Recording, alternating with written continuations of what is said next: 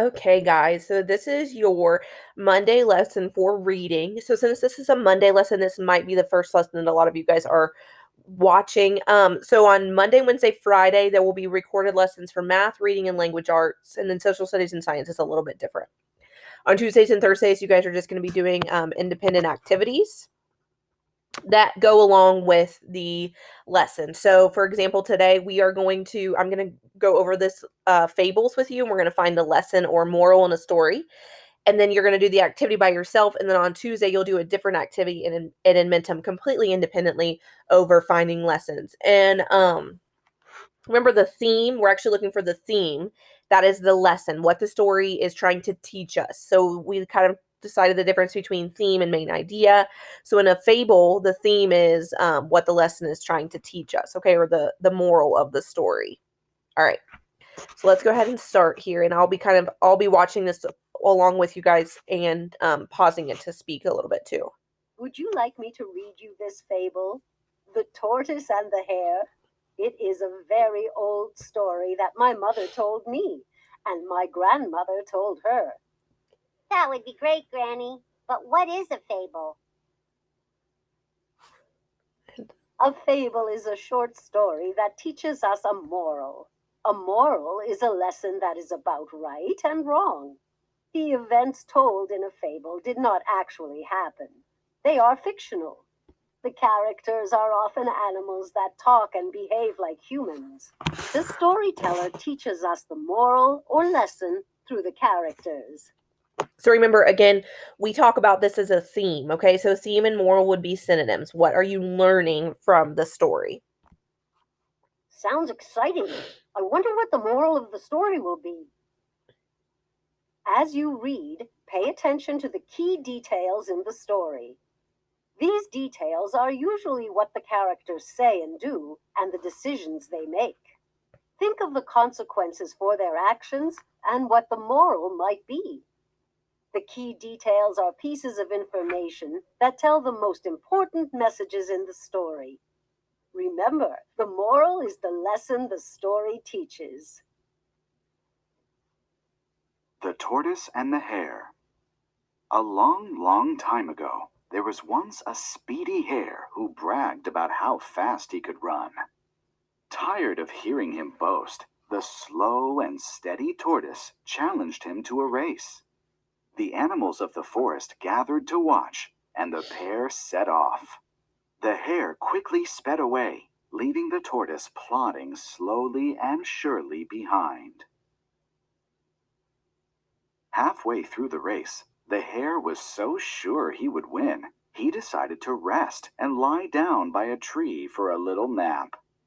Meanwhile, the slow but determined tortoise kept going and passed the hare while he slept. The hare woke up just in time to see the tortoise about to pass the finishing line. He quickly jumped up and ran as fast as he could, but the tortoise got there first. The tortoise won the race. What is the moral of this story? Remember to think about what the animals learned from the consequences of their actions.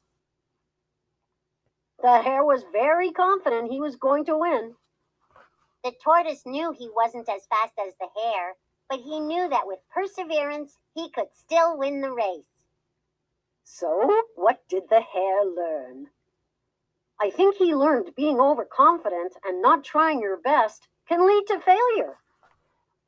Okay, so they're talking about the moral. What is the theme? So the theme in the tortoise and the hare is that you shouldn't be overconfident, right? You should always try your best because you don't know what's going to happen. So kind of the whole lesson here is to always try your best, okay?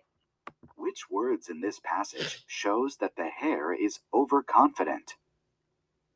So a long, long time ago, there once was a speedy hare who bragged about how fast he could run.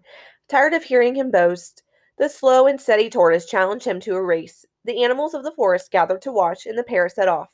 The hare quickly sped away, leaving the tortoise plodding slowly and surely behind. So we want to know where it says it's overconfident. So I'm going to say bragged and boast. And then hit done. Bragged and boast both mean to show off and are both characteristics of being overconfident. So if I didn't know what those words meant, I could use my context clues to help me figure it out. The author's moral of the story is that you can be more successful by doing things slowly and steadily than by acting quickly and carelessly. We got it right. Slow and steady wins the race. I see one of the books you have brought home from school.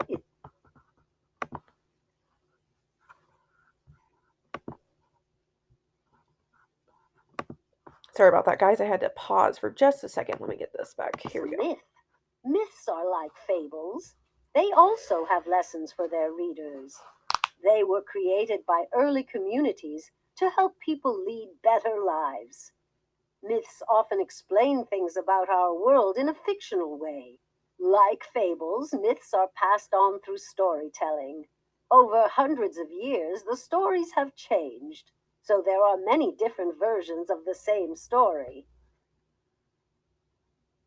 Let's read the myth, Pandora's Box. Look out for the actions of the characters. What can be learned from the consequences for those actions? The king of the gods, Zeus, was angry with Prometheus. As a trick, Zeus sent Pandora down to Earth to marry Epimetheus, Prometheus's brother. Prometheus warned Epimetheus not to trust Zeus. However, Epimetheus was so charmed by Pandora, he thought she could not cause him any harm.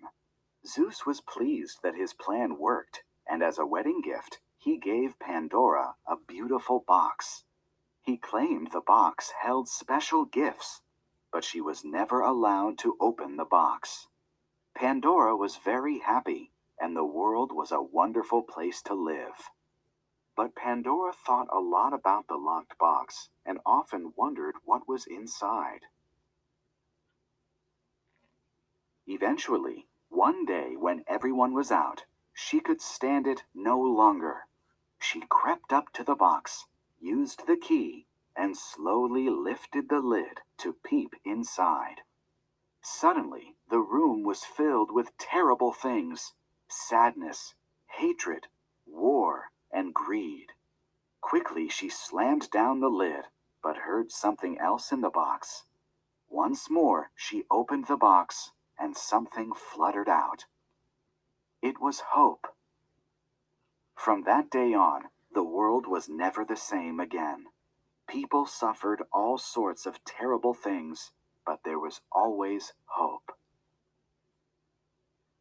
Let's think about the lesson from this myth by looking for the key details. Why do you think Zeus gave the box to Epimetheus and Pandora as a wedding gift? He wasn't being kind. He wanted to trick him because he was angry with Prometheus, Epimetheus's brother. Why did Pandora open the box when she was told that she shouldn't? She opened it because she was curious and disobedient. Which phrase in the passage best shows that Pandora was curious? So we have to figure out which one shows she was curious. If we don't know what curious means, this would be a good time to go to dictionary.com and look it up. So I'm going to do that.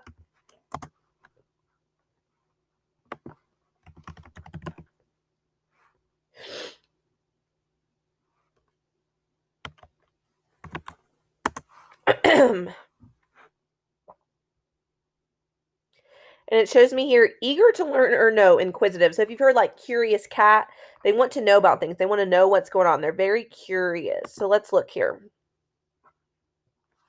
Slowly lifted the lid to peep inside. Thought a lot about the locked box and often wondered what was inside. But she was never left on her own with it. I'm going to guess this middle one here. The phrase, thought a lot about the locked box and often wondered what was inside, shows Pandora was curious. Because it shows that she wants to know what's inside and she's thinking about it a lot. She's curious about it.